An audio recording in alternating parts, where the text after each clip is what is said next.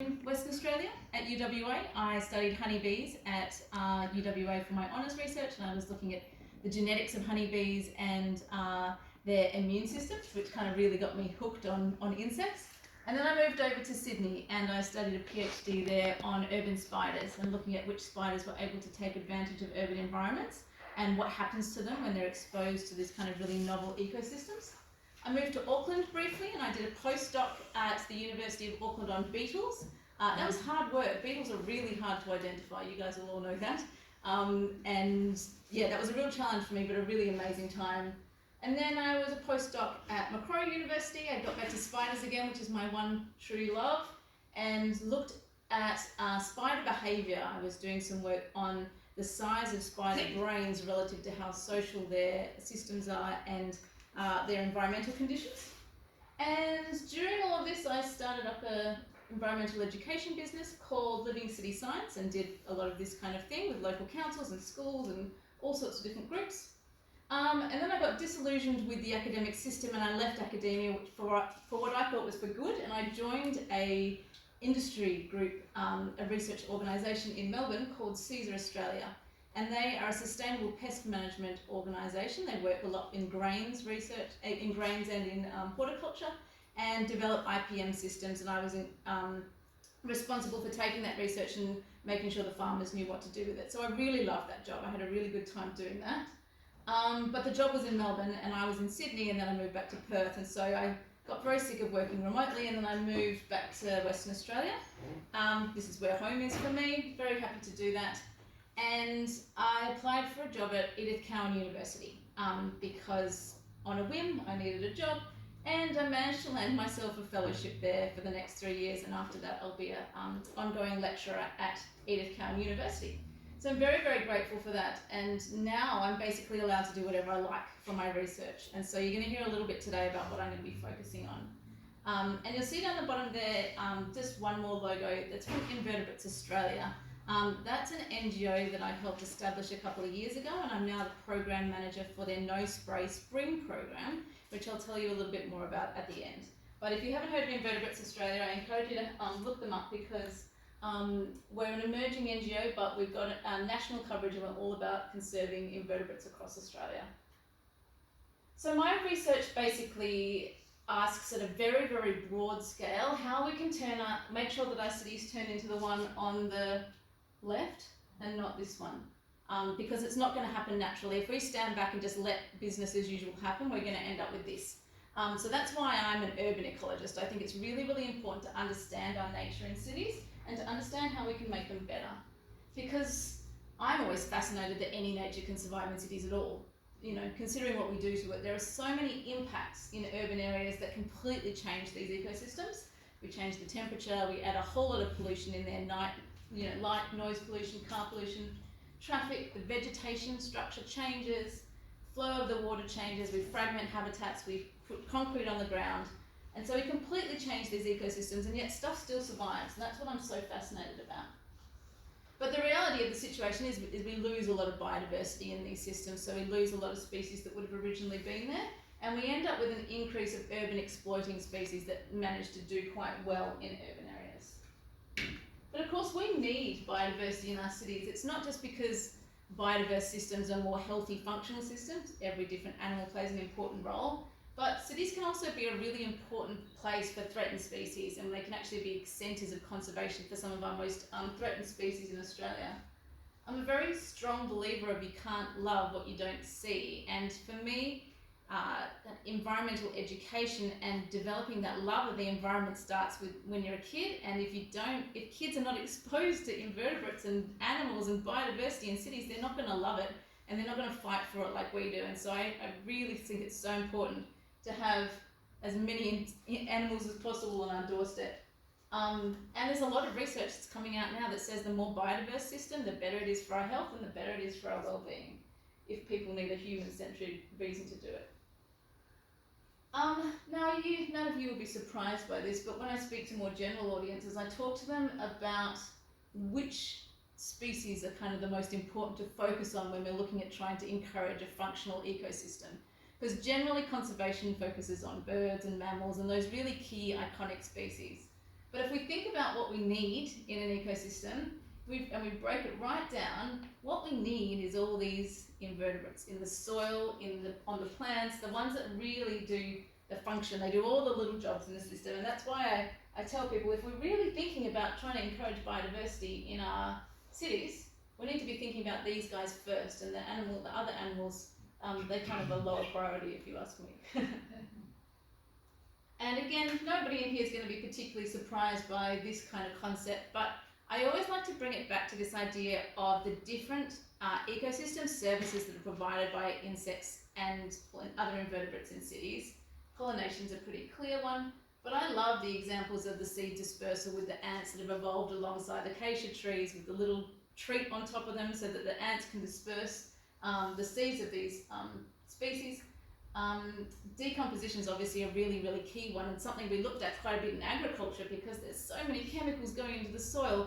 They kill off everything that's in there, and they don't really know the long-term effects of that, except they do know they have to keep putting nitrogen in the soil to get that, to get those nitrogen cycling through, which you would do naturally if you had more biodiverse systems in those soils.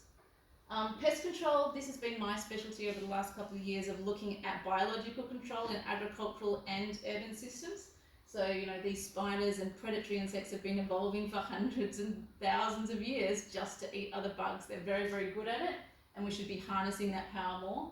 And for those, unlike ourselves, who care about other animals more than invertebrates, there's always that justification that there's a lot of birds that rely solely on invertebrates for their food, as well as other mammals and reptiles as well. And that's why my work really looks at the impacts that we have on our invertebrates, and of course one of the largest impacts that it has in cities is insecticides. So I've been looking at what the impact of that insecticide use is across the board, not just for invertebrates, and there's a whole lot of different things at play here, right? There's the cost that's associated with unnecessary use of pesticides. So when you sprayed and it wasn't necessary, you wasted that money, and then those secondary pests can come back when you've wiped out anything that was there in the first place. There's chemical exposure and poisoning from children that kind of get hold of pesticides or when they're used incorrectly, and the non-target species that are affected when it's sprayed in parks and gardens that they weren't targeted for. But also, all of those kind of overlap with this idea of biodiversity loss, and if we spray a whole lot of insecticides in our cities and we kill off all these insects, we're losing all of those ecosystem services as well. So my research looks at sustainable invertebrate management, ways that we can control pests and conserve diversity, because it's this idea that if we lose all that diversity, then we have to actually put more management into the system. These circumstances in China where they've lost all their honeybees and they have to go and hand pollinate. This is a really good example of when you lose invertebrates, you have to actually put more energy and effort into the system. The same with the nitrogen. If we lose those soil invertebrates, we have to put more management in it. It's basically a vicious cycle. Now, the current state of invertebrate management in urban areas is that we use quite a lot of insecticides. There's a study from the US that shows there's a higher level of insecticides used in back gardens than there are in agricultural systems. They haven't done this research in Australia, but for me that's kind of mental because I understand farmers having to use insecticides. If they don't, sometimes they feel like they'll lose their crops, or they will. But in gardens, a whole lot of this usage is basically unnecessary a lot of the time. And so it's driven by public perceptions around insects and kind of ideas that they need to have this pristine garden, and I think that's really problematic. And there's still quite a lot of nasty stuff that you can buy and use. So, what can we be doing to improve invertebrate conservation and management in cities? Who can be doing it, and what can they do? Now, this is a new research paper that I'm working on at the moment that takes a really big picture approach at who the different actors are in urban areas, who can be doing the work to conserve invertebrates and improve the way we manage pests, and what different things they can do. So I'm going to run you through some of the things I'm thinking about at the moment, but I'm also very open to feedback and to any other ideas that you might want to bring to this kind of topic as well.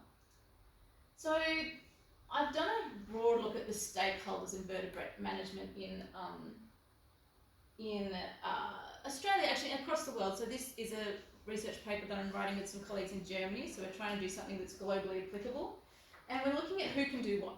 So if we look at the top of the pile, things like the federal and state government have a role to play, environmental lawyers and the policymakers and the large legislative structures that they put together, urban planners, developers, landscape architects, they all have a role to play in the way that they design these systems to either encourage biodiversity or to, in some systems they can encourage more pests, which means they need to change their designs. And then we look at a more local scale who can be doing stuff on the ground. So local governments are a really good example in Perth, land care organisation, NGOs, practitioners, and of course the public. So we're looking at all the different things that these different groups can do. And the actions that happen can be either at a landscape scale, so we can be thinking about how we change big picture things in the landscape, like creating habitat corridors or changing a law in Western Australia or in Australia, or the things that can be done hands-on on a local scale. I don't know what I was going to say about that. That looks like that's a local to a landscape scale. I think it's probably if I needed to explain it to a less informed audience. So, the first thing that I did with my colleagues was I wanted to map out all the different types of management actions you can take for invertebrates, whether it's pests, whether it's beneficials, whether it's threatened species, or whether it's general biodiversity, or pollinators, all these different groups. And there's this amazing database online called the Insect Gap Map, which is a project to map gaps in our knowledge of insect conservation activities. And they basically have scrolled through all of the literature that they plugged into this database. And from that you can extract anything that talks about a management practice. And there's a lot more information there. There's species, there's all sorts of stuff, but that's what I used it for. I used it to extract every time that a paper mentioned any kind of management action for an invertebrate. And I came up with 522 actions which covered a whole lot of different things. Some of them were definitely double ups, you know, the same thing that's been discussed in different papers. And so I needed to kind of condense these down. And what I did is I got it basically down to 5 different types of actions. So developing informed policies and legislation, improving urban planning and design, enhancing habitats, reducing disturbance and improving knowledge. And I'm going to just take you through each one of these and the different elements that's involved in each one of these different types of actions you can take in urban areas. Now, this is an interesting one because you wouldn't generally think about going to the very top when you think about conservation, because it's often thought about being a kind of grassroots, hands dirty kind of operation. But there are a lot of things that you can do at a very, very high level that can influence biodiversity across cities, across the nation. Some of the things I think are really, really important are the use of local data. Australia is such a unique place. We can't always take a study that's been done in Germany or the US and apply it here because our ecosystems are so different. Even Perth is completely different to Sydney, right? We can't think that our ecosystems in Perth are going to work the same way they do over there. We've got different water restrictions, we've got different fire regimes. And so it's really important to know what the local species are doing and what their local needs are. So what kind of plants they use, what kind of water they usually require, things like that, how they work in the different systems. And Indigenous knowledge is also absolutely vital in these kind of circumstances because they've been here for 40, 50 million years and 1,000 years, and they have this deep-seated knowledge of how these species change over time and of how they have that connection with the different plants around them, and I think that's really important. Now there's ways that we can also just insert invertebrate conservation into legislation. So a lot of times you'll see there's particular birds or reptiles that have driven the development of a law to save a particular type of bushland or a particular area. We could be doing a lot more with that with invertebrates as well. So identifying more threatened species. At the moment we don't have nearly enough species that are even identified as threatened, not enough data. But if we can't do that, then identifying the habitats that are really important for different invertebrate groups and protecting them, and reducing the broad impacts that we know that I talked about before, and high regulation of pesticides in different environments would protect invertebrates as well. And you can't always just have the stick, sometimes you've got to have a carrot as well, and I do think that offering incentives to businesses, individuals and governments to kind of pick up their act is probably one way that is going to be successful over the next couple of years. this idea of for developers and things, if they offered incentives for retaining habitat within these areas or creating new habitat within highly urbanized areas, rewarding businesses who have sustainable practices, who use integrated pest management or who retain green space or have more interaction with green space, and also just having a better idea of how we can reduce pollution and impacts within those urban areas. So this is an example of kind of most local and state governments will have some kind of urban biodiversity strategy or policy now, but the vast majority of them don't consider invertebrates at all. They talk about biodiversity and sometimes some focal species like carnabees, but they very, very rarely will actually integrate invertebrates into that. And I just put this one up as an example because it's gorgeous. It's a really lovely demonstration of Victoria's environmental biodiversity protection, but there's no invertebrates on that at all. It's got a deer, but no invertebrates on it. And so, for me, this is just another recognition that people aren't thinking about it, where they're the most important part of these ecosystems. And yeah, that's really problematic. So if we think about the way that we plan cities, again, it's not something that a developer or a landscape architect's going to have at the top of their mind when they're designing a new development or even when they're designing a new green space. But I argue that it probably should be. I think that we need to, again, think about the local invertebrates that are there, what kind of species they need when we choose plants, but also really getting an appreciation of those ecosystem services and what they're providing in these areas so we can make sure those services continue and that they function in these systems. There's a concept called biodiversity sensitive urban design, which is basically the integration of nature into the way that we plan and design cities, but not just having it there, more about the way that it actually works in these systems. So having the water flowing through instead of being cut off with concrete surfaces, and really thinking about the way that the whole system works as a whole. And I think that's a really nice way of thinking about design and a nice way that we can be integrating conservation actions into the planning of cities as well. So this is another large landscape scale kind of action that can be taken, which is basically just more habitat. And it sounds so simple, but at the same time, it's such a challenging thing to do in urban areas. We've got more and more people coming in, higher and higher demand for development.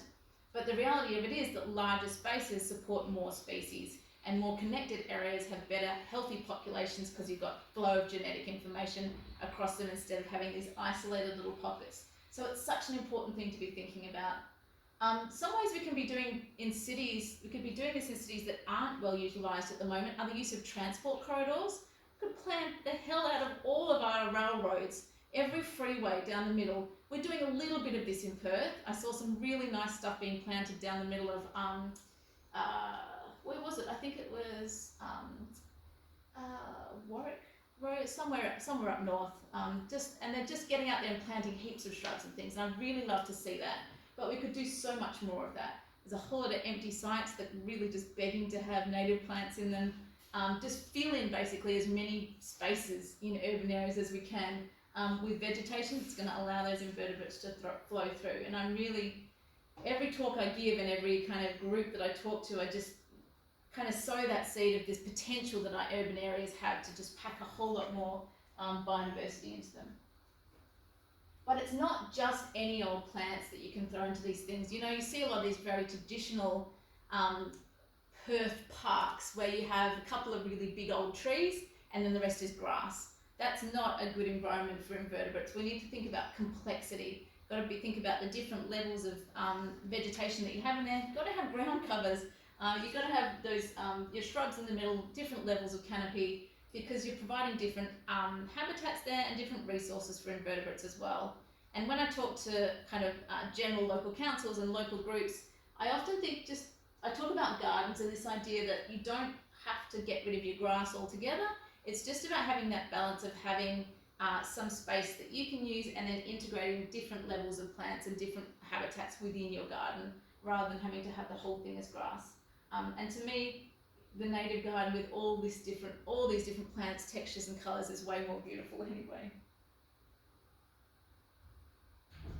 Now, this idea of reducing disturbance, there's a lot of disturbance in urban areas, and we might think that kind of walking through a park or driving our car doesn't really affect any animals, but the reality of it is that there's basically everything that we do is impacting the nature that's in cities, and it's nice to be aware of that so that we can mitigate it where we can. When we're thinking about kind of what we can do on a local level, I often talk about the idea of messy gardening. People just think I'm lazy, but really just leaving leaf litter around and not mowing one corner of your garden, leaving logs around. This is my garden at the front on the left, right? And I've just started buying all these old mallee roots from a farmer that's kind of out near Swan Valley, and just chucking them in my garden because they feel like sculptures to me, and they increase the habitat, and they bring all sorts of insects and things into my garden.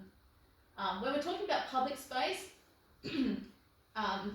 another thing they can do at kind of a regulatory level is to just reduce public access to some areas. Not going to be very popular, is it? But at the same time, if you think about ground nesting bees and things like that, there's no way that they're going to have a happy house there if people are trumping all over it all the time. So I really do think it's really important to have natural areas within cities that aren't accessed by people or their dogs, because I live near Star Swamp, and I love that place so much, but the number of people that walk their dogs through there without being on lead drives me insane, and it's so unnecessary. I'll get off my high horse now, but just things like that, little things that we could be doing, just to tread more lightly. It's their home as well, and I think we need to start thinking about urban areas as conservation areas, as well as places that we're just hanging out and using for our own recreation.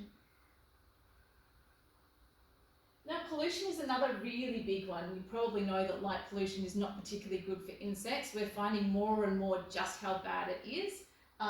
It doesn't just disrupt feeding, but it can actually disrupt the circadian rhythms of a whole lot of insects as well. And so the fact that we have lighting throughout our whole urban area all night is really problematic for a lot of species, especially migrating species and night feeding species. But there are ways to mitigate this. We can actually use different coloured, different wavelength light bulbs. And again, so this is something that like a local council or an urban planner can integrate into their designs to make them more friendly to invertebrates. Noise pollution was a new one to me. I started reading about it a couple of years ago, just how disruptive it can be for invertebrates as well. There's been a lot of studies on species like grasshoppers that use acoustic signalling, so they need to be able to call to their mate in order to find the same species to mate with. Road noise can completely disrupt that, and they're finding that these grasshoppers are actually evolving to call at a different pitch so that they can be heard over the top of the road noise. But that's a strong selective pressure that could actually be damaging not just the gene pool, but the number of individuals in these populations as well. We're basically putting more impacts on them than we need to. So that's just another thing of just all the different impacts that we can have. Now, I won't harp on about this too much, but the idea of more sustainable pest management in cities is something I'm very passionate about, as Dave will know. And one of the things I worked on a couple of years ago was just looking at how we could apply integrated pest management that's been developed in an agricultural system to the kind of things that we do in urban areas. And the idea with integrated pest management is that you start with the least toxic method first. You get rid of all the underlying things that could be causing the pests to rise up in the first place. Really simple things, just like sealing up your food and having seals under your doors and keeping an eye on what pests are there. And then if all those methods don't work, then you can start thinking about biological control and either boosting that naturally in your garden or having augmented control and releasing some things. And if those things don't work, you use a very selective chemical that will only kill that pest. And if that really doesn't work and you've still got a huge problem, then you can go to the harsher chemicals. And it works well in agriculture in a lot of cases, so that farmers have a real system that they can stick to prevent them from using those broad spectrum pesticides unnecessarily. But we don't see a lot of it in urban areas. Our pest controllers aren't trained to be able to do integrated pest management, which is again something that we will keep on harping on about. But it also requires a lot more knowledge. You really have to know what the species are doing, whether they've got a life cycle that means that they're going to emerge at a particular time or disappear at a particular time. And it's more difficult, but again, it's treading more lightly. So it's this idea of just bringing more knowledge to these systems and knowing how to do it. There are some really amazing examples overseas, often driven by kind of people that are really passionate about pollinators. I don't do honeybee research anymore, but I'm happy to have them if it means that other people will then come on board and want to save their bees, and that means that by default then they're also saving the other invertebrates. So these kind of public campaigns to protect their pets and their pollinators with not spraying. There are a whole lot of pesticide-free towns in Europe and in Canada where they actually at like a local government level have banned the use of most pesticides, if not all of them. And that's really impressive. That's kind of like setting the gold standard, I reckon, of what we could be doing, but we're a long way away from that at the moment.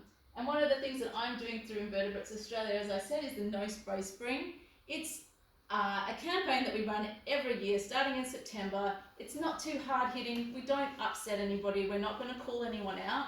All we do is we tell as many people as possible how awesome invertebrates are, and that it's actually okay if you don't book that yearly spray or that half-yearly spray for broad-spectrum insecticides across your garden, right? That there are other ways to deal with pests. That a lot of the time you don't actually have to kill that pest. You can just deter it from the area that you don't want it, and just try and get a much broader understanding of what good pest management looks like and how amazing invertebrates are. Because I'm kind of talking to the converted here, but there's a whole lot more people out there that don't get this, and so we just try and get as big a reach as possible. A couple more kind of really just local things that we've integrated into our study about what can impact what invertebrates are there are the types of plants that are chosen.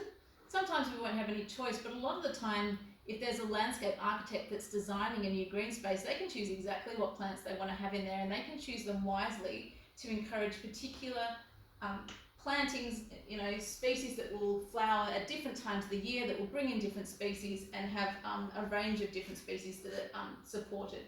So we're so lucky in Western Australia, just the diversity of plants that we have to choose from. The one thing I noticed when I moved back from Sydney to Perth was just how amazing our plants are here. And I think if we don't step back, we don't recognise it, just how amazing they are, and that we can be filling our gardens chock full of them. Now, I won't dwell on this one because it can be a reasonably contentious topic, and I'm not a specialist, but if there are still ways that we can create habitats for particular species, especially like really key species that we want to be engaging with and that we want to use for educational purposes in our gardens. And we can make insect hotels, especially when we're working with kids and we want to get them engaged as well. It's a really nice hands-on thing to do. I think the really key thing for me that I always try and get across to people is that the species that live in Western Australia have different needs and different cavity sizes that are needed compared to the bulk standard ones that are sold in Bunnings. So it's much nicer to make your own and to get an idea of what the sizes and the different materials that they require, and to refresh the habitats every year, because otherwise they're attractive to the bees, but they're also attractive to the parasites of those bees. So if you just keep them there, then you're actually building up the parasite loads on those bees as well. And again, there's probably people in the audience that have way more idea of this than I do, but this is just the idea of looking at the particular species that you've got in each area, and then understanding what their needs are and what different things you can do to encourage them. So my last point is to talk about how you engage with communities. And I basically just spend a whole lot of time talking to people about how important invertebrates are, as I said before, but also kind of getting your neighbours and local communities on board. I think local councils, they've come a long way since I lived in Perth 10 years ago. They are really starting to pay attention to sustainability and to the kind of things that they can be doing for their residents. There's still a long way to go, but I think they're definitely becoming more aware of pesticides and the use of insecticides in areas, and so this is one way where we as kind of residents in an area can engage with local councils to tell them about what we find is important and to help them to champion invertebrates as well. We're also super lucky in Western Australia that we've got some amazing resources. The Rewild program did an amazing job of getting people to understand what kind of habitat is in their garden. We've got NatureLink in Perth, we've got the amazing museum, all those resources within the museum of how to identify all our bugs. And I've just put some examples of the kind of guides that I love. I'm sure you all use iNaturalist and are very familiar with that, but I think it's such a good thing to be able to recognise what species we're dealing with. And I'm amazed actually at what a good job it does, even for invertebrates. It can usually get you close enough to know what family you're dealing with, but it does a reasonably good job sometimes. So I'm just gonna finish off with this final part that I'm kind of bringing together for my research at the moment, which is looking at who can do what. And so from all the things I've talked about today, I've been mapping them out across the different stakeholders that we have in urban areas, and the idea is that this paper will be there as a reference that you know, if somebody has no knowledge of invertebrates at all and they're planning a new development, or they've just got a new job in a local council, or they're now starting to write policy for urban biodiversity, they can come on board and have an overview of all the different things that they can integrate as a different stakeholder in those different areas to be thinking about invertebrates. And I will just leave you with the thought that it's so important to work across these stakeholder groups as well. And so, you know, we're the kind of community's grassroots coming up and doing everything that we can, but the more that we can kind of collaborate with, you know, the university researchers or the local governments or the farmers and all the different groups, I think the more successful we're going to be in hopefully designing future cities that encourage these guys as much as they encourage people. Thank you.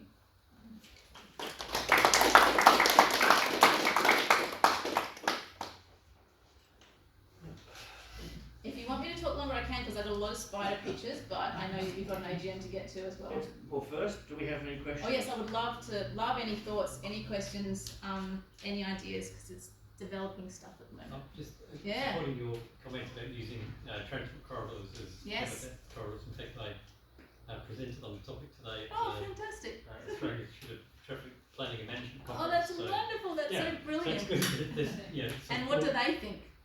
Well, it's the Department of Transport where I work, but I mean, we're starting to think about it. One of the issues is we don't own the assets, it's from main roads and local government, and many local governments are doing good things through the urban forest work. Yeah, exactly. And I think, so I do a lot of this work with the idea of urban greening as like a strategy, and the vast majority of stuff in Perth is all about canopy at the moment, and that's fine, you know, if that gets us in the right direction, that's great, but it still comes down to the idea that we're not actually designing these spaces for biodiversity, we're designing them for canopy cover. And so one of the big things I'm trying to do at the moment is inject a little bit of just that baseline knowledge of what our local ecosystems need into that planning process, so that the choice of the plants and that kind of thing can be locally relevant as well. But yeah, that's great. I think the idea that a lot of transport authorities have been put off in the past because of access and the idea that you might be closing them off and making them less safe places, but I think we're working around those kind of things now. Yeah, I mean, a lot of them don't even work for people, like they're a great path, they're built to standard, but they're not built for human beings. You can't get a wheelchair down them. Tell me about it. Yeah, I know. Yeah, that's the thing about urban areas, there's so many different needs to juggle. It's the same with the night lighting, right? Like we can't just turn off all the lights, because then it's a very unsafe place for us. And we can't just plant shrubs in every green space, because then the kids don't have a place to play, and you lose your dog when they run away and things like that. So there's so many different considerations. Just a comment of thinking about this, so I haven't developed it, but just while you're talking, from my experience, most of the creatures that survive in urban areas like Perth only fill one niche, and that's the niche of opportunists. Yeah. And it's an early range specimen. So whether it's birds, you get the birds that can adapt to a wide general range of conditions. Same with the ants, same with the insects. Yeah. So what you do need is some way to get the specialists, those who fill small niches. They're the ones that are likely to become locally extinct. Yeah. Again, for instance, with some birds, they're only insectivores. They can't exist where there's wide roads because they can't fly over them. Yeah.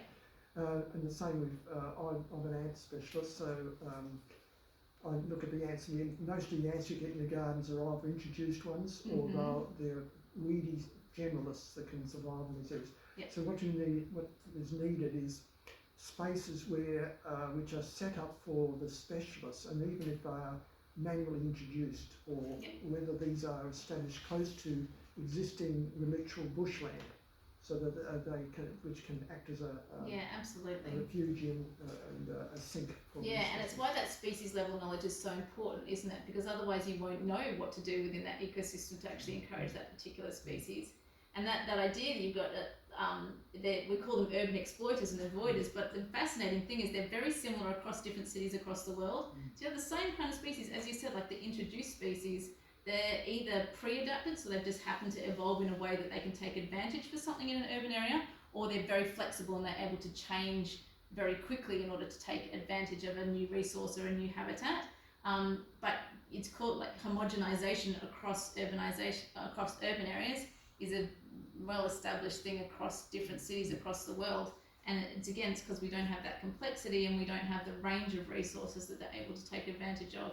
And there's that worry, right, that we'll end up with these cities of the future that only has those, the only exposure we've got to nature is, ibis and seagulls and, introduced ants. And the other thing I was just going to mention, if I could just say so, we are becoming so technology centred that particularly, and I don't want to be, as an elderly person, I don't want to be casting aspersions on younger people, when I'm saying if all your information is coming from the screen, all your information about living creatures, or nearly all of it, is going to be electronic imagery. It is not going to be the actual specimen. To get the kids or get young people to actually put aside their electronic devices and actually move out into bushland or into walks and that guided walks. Yeah, I totally agree. And I think schools are reasonably good at that, but it kind of stops it when they're about 8 or 9, right? And then they don't have that exposure to nature as they get older, which I think is really important. And I think that's one of the reasons why I do like iNaturalist, in that it is an electronic thing, but it encourages you to get out and just see what's there. So you can take a picture of any old plant, any fungus, any invertebrate, and then find out exactly what it is. And so I think that connects the technology with the actual hands-on looking at what's there. But also, we're talking about treading lightly and of not, of engaging with nature in a way that, they don't have to capture and kill everyone, but they can actually engage with them and then let them go again. Yeah, it's really important. And kids love bugs. They will spend all day out there looking for bugs as long as you want them to. It's one of the most things I enjoy most about my work, is just being able to get there out and talk to kids about it as well. Yeah. I find in my 22 years of working with children, teach them about macro invertebrates, I would run a light trap in a place like Bold Park, opposite the Challenge Stadium, usually in November, and I would demonstrate to those hanging around the light trap, looking at what's landing on that trap. Now, a lot of people don't realise, siloist botanists, right? Siloist entomologists, a lot of pollination happens at night, mainly through one family of moths in particular. And then I asked the guests to turn around and face over to Challenge Stadium. And what they see are these great giant lights. And there's hundreds of insects, the pollinators. They're all over there. They're all over there getting crunched. Yeah, that's there are bats flying through. The spiders know about them. In the morning, the ravens, the magpies hovered around the bottom of the light and peck what doesn't get crushed under athletes' feet. So urban planners habitually commit ecocide. Without realising it. Yes, right? without they don't do it on their purpose. ignorance. Yeah, eco-illiterates. No, I mean, I totally agree, and that's why I think we need to start thinking about invertebrates when we plan cities. But also just recognising the continual conflict in that we can't turn off those lights because there are athletes that need to train, and thinking about, whether it's setting up larger nets around them or just other things that we can do to increase the connection between nature and ourselves, and to stop the fact that everything we do is killing everything Did the Kings Park administration protest at the development that happened over the road? Yeah. No, because they don't understand light pollution. Yeah. They're in their silos. Yeah. Yeah, that's an interesting one actually. Do you think that the general population do understand light pollution, but understand? No. Yeah. Well, there was one study that I posted on the Waste Facebook group this week about the discovery that nocturnal lighting is also making the leaves unpalatable Oh, to right. insects. It's not just That's the thing, it affects so many things. It stops fish from breeding, all this stuff, it really, really heavily affects them. And I think people don't think of light as something that, is a physical presence that can affect something. It's not a pollution, it's not a chemical, but it has such a big effect. Yeah, and on things that we never realised and are now only coming to realise.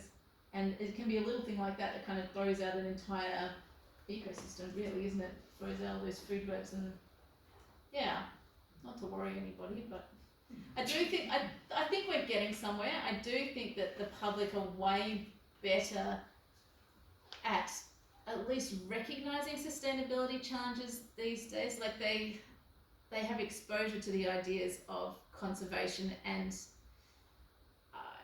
of individual action that you can take, and people want to plant native plants in their gardens and things like this. I think we're just still a couple of steps removed from the actual mitigating of the larger scale impacts that we're having. And with the urban planting and so forth, if you've got an established tree, for example, a lot of Perth, you've got the London plane trees that have been there for decades.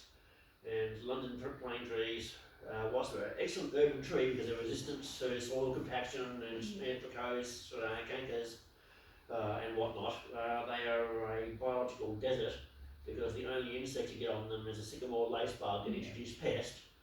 But what they've done in Melbourne CBD is that they've deliberately planted mistletoe seeds onto the branches of the London plane trees. To make it a bit more of an ecosystem. Yeah, that's awesome. Yeah, because the mistletoes are a keystone species. Yeah. So that's smart, isn't it? And that's and such an easy thing to do relatively, to just increase a bit more habitat, increase different species able to feed on them. I think Melbourne are way ahead of urban biodiversity than we are, but we're catching up. Yeah. As ant keepers, do you think it's the right thing to do is to raise them because most queens aren't successful on founding the colonies? So should I raise them and then release them? That's a really good question. It's a really difficult one, isn't it? And it's something that conservationists across the world for all different species deal with all the time, because it's about ecological balance, isn't it? I think if a species was originally there, then it definitely has the capacity to still exist and be reintroduced back into that system, but it's often such a different system that you're reintroducing something back into, that it's difficult to know, whether it will survive, whether they've got different predators or competitors now. I personally think that it's a different. If you were doing it through an organisation, you'd have to have really, really strong checks and balances around the way that you do it. And so that, I guess, makes me a little bit hesitant about the idea of breeding up a whole lot of species and releasing them in different areas. No, I meant, if it's the same species in the same place. So you're basically just helping that species to continue by helping the queens build up their colonies before they go out. Yeah. Yeah, I think it's definitely one way to do it. I think my method would probably be to make sure that it had what it needed in the environment so that they could do it themselves. But often they don't, right? And so that might be the only option that we have. And I'm all for kind of reintroducing species that have become, regionally extinct, trying to bring them back into these areas. I think is something we're going to have to do more of in the future as well. Yeah. So it's lucky that we have people like you that know how to breed them up. Lizzy, I've got a little anecdote about trying to help a species survive in a bushland habitat. It was Yanchet National Park. There was a population of ground nesting bees, so they just burrow into the ground, and they were in a patch of bareish ground, bit of a leaf litter over it, next to a main walking path. So I was busy there studying it over a couple of years, and what I found was quite fascinating, and I said to the park people, you know, this is the only population of this bee that I know of. I've looked around the rest of Yanchep National Park. This is the only place I know this. So, well, yeah, we need to protect it. Yeah. So, this patch of bare ground was right next to a limestone cliff where there was a cabin, and a lot of people would leave the main walking path, go across to look in this cabin. Anyway, they decided, yeah, we've got to protect that, stop people walking over this bee nesting ground. So they planted prickly plants along the edge of the path. Yeah. No more foot traffic. What happened? All the weeds grew up and Oh, choked no. the whole patch, so the bees couldn't find their holes. And it's just such a good example of we don't know what impact we're going to have on our ecosystem, isn't it? And the best intentions. Yeah. And so it's such a nicer idea than just putting a fence around it, and yet ecology is impossible sometimes, isn't it? It's just the flow-on effects and the different interactions. I mean, the example of like the wasp-pollinated orchids and things like that, where there's only one particular wasp that will pollinate that one particular orchid, and just how delicate those systems are, that if you start losing one or the other, then that other species is doomed as well. All these really, really tight interactions that people just don't appreciate with invertebrates, and they don't appreciate just how they think that there's hundreds of invertebrates everywhere. They don't recognise how delicate they are. Do we have an update on the bees from Yanchep? Do we know I this? haven't dared go Okay. back there. Fine, I'm still there, Terry. Oh, right. Yeah, they are. No. I volunteer with Parks and Wildlife. Yeah, good. Thank you. They're doing well. A good yeah. news story. A new species of peacock jumping spider. Yes, I from saw the Yanchep, news. That man has found it. There is Just one other comment. We need The to know the different tax. species, the same species.